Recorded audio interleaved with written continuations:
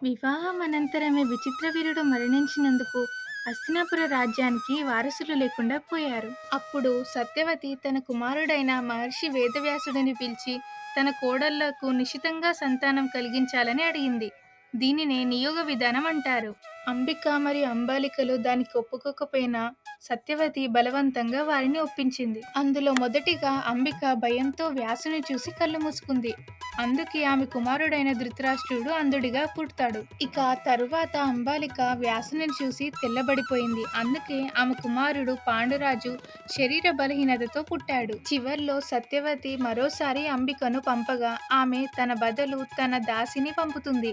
ఆమె చాలా ధైర్యంగా ఉంటుంది. అందుకే ఆమె కుమారుడు విదురుడు జ్ఞానవంతుడిగా పుట్టాడు. విదురుడు ధర్మవేత్తగా, పాండు మంచి యోధుడిగా, ధృతరాష్ట్రుడు అంధుడైనప్పటికీ ధార్మికంగా ఎదుగుతారు.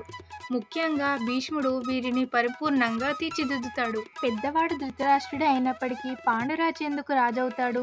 ఇక ధృతరాష్ట్రుడి వివాహం ఎవరితో జరుగుతుంది? ఇవన్నీ పార్ట్ 6లో చూద్దాం. మీ సపోర్ట్ మాకు ఎంతో ముఖ్యం.